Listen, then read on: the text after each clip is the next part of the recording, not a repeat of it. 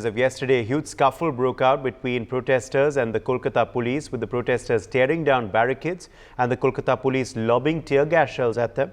West Bengal Chhatra Samaj took out a march to Nabanna to protest against the RG car rape and murder case. Police lathi charge and also used water cannons to disperse the protesters. Some of the protesters have also been detained by the Kolkata police.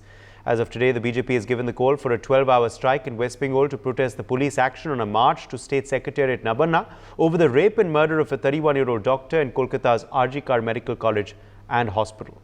Joining us, in fact, for her perspective on this big story is Shazia Ilmi, national spokesperson of the BJP. Shazia Ilmi, thank you very much for being with us today.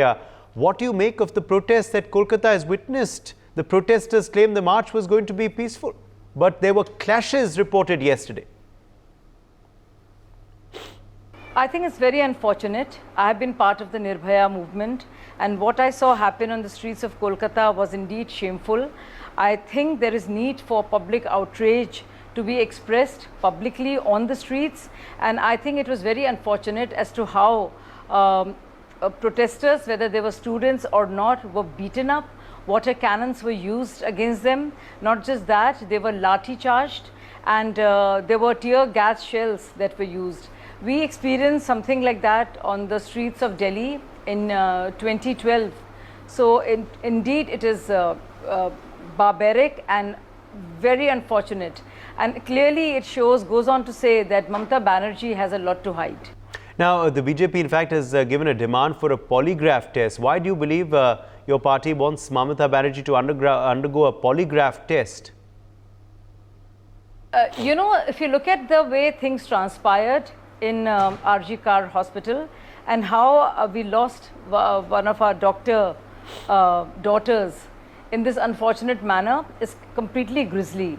But now that we're getting more and more evidence that Sanjoy, the main person, the main culprit, he actually could enter at 3 a.m. in the night and had unfettered access. And not just that, his bike was actually registered to the police commissioner name.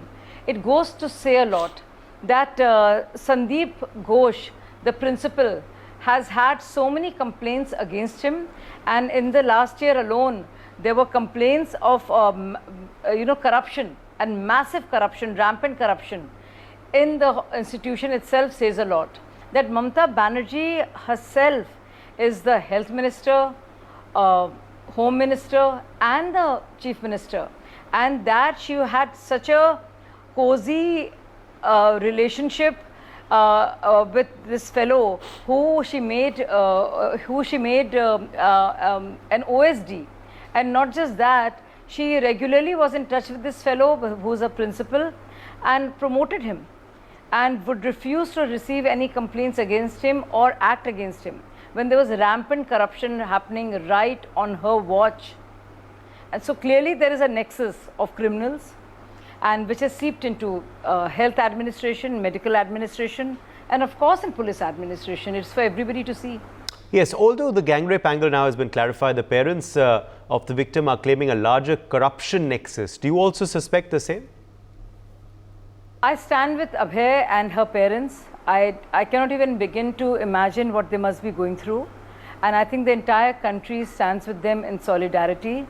It was painful the way they lost their daughter. It could have been prevented had it not been for better measures that the hospital could have taken, that the state could have taken. That a hospital in Kolkata, a massive metropolis, this was allowed to happen under the watch of a principal, entire staff. I mean, hospitals are a busy place. Yet a criminal had access. He was not even a part of the staff. He was a volunteer, but he used a bike which was registered to the police commissioner, no less. He had unfettered access. He could just get in. There were no CCTV cameras, there was no police, there was nobody, no guards or security to prevent him from raping and mutilating a young girl. I think Mamata has a lot to answer for herself and her party and the government. Yes. Now your party, of course, Shazia Ilmi, is calling for Mamata Banerjee's resignation, but there have been other rape incidents across the country as well. The TMC turns around and says, why should Mamata resign if those other state CMs have not as yet? Because while it's a matter of great shame that rapes and crimes against violence are a common occurrence and should not be. They're a blot on our conscience. But this is the only state where the Chief Minister herself is protecting the criminals, is actually coming in the way of justice, is actually in a way abetting the obstruction of justice, is letting the police get away with tampering of evidence, is actually sitting on a case where the FIR was registered some 14 hours later. So clearly Mamata Banerjee herself is giving protection to some people there, and there is a nexus that is working here, which is completely compromising justice and fairness and just basic security that should be every woman's right. All right, appreciate you joining us, Shazia Ilmi, with your perspective on that big story. For more such videos, subscribe to the NewsX YouTube channel, hit the bell icon.